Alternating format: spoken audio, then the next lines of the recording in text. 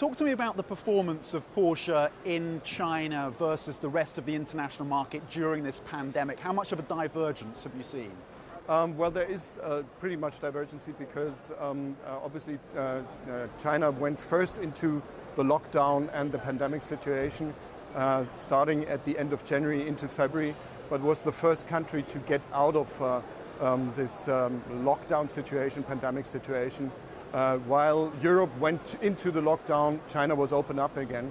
And this pretty much explains also how our sales situation was going through a very steep V-shaped form. We had a heavy impact in February, but starting from March into June, we had a very good recovery. And actually, if we look to our order intake right now, it is better than ever before. Better than ever before. What are sales looking like then for the full year 2020? Well, we are cautiously, I would say, optimistic that we at least reach the level of 2019. And there's even a potential to have another record year in 2020 for Porsche here in China. Obviously, control of the virus is part of the reason for that improvement. What are the other factors driving demand for high-end luxury vehicles like Porsche in China? In the general tendency, we can see that Chinese customers are into, right now, buying individual mobility. So instead of going with public transport, they are looking into cars, and that's why the car market, I think, in general, is doing pretty good in China. We also see that especially our customers who have been traveling a lot, who have been spending lots of money in traveling in hotels and restaurants outside of the country, they are in China and they have their funds now to invest into consumption. And if you put these two things together, that private mobility, private transport becomes something, and you have the funds to upgrade your consumption, then potentially your choice falls onto Porsche. Are you able to say at this point whether or not you think that the kind of momentum you're seeing now will sustain itself through 2021? Well, at the moment we're doing a higher order intake than we are able to deliver cars. Obviously we're suffering a little bit from the lockdown of the German production, which happened between mid of March and beginning of May.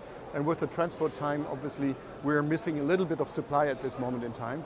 So we're not able to, on the spot, deliver all the cars that our customers want to buy.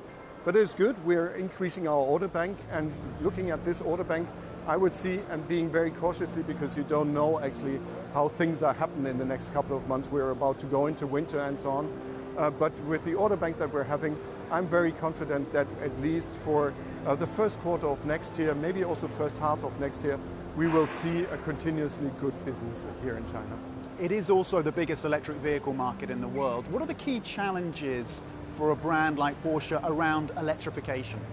The Taycan, we just introduced in the beginning of the year the most exclusive versions of the Taycan, being the Taycan Turbo and Taycan Turbo S, with retail prices around 2 million RMB.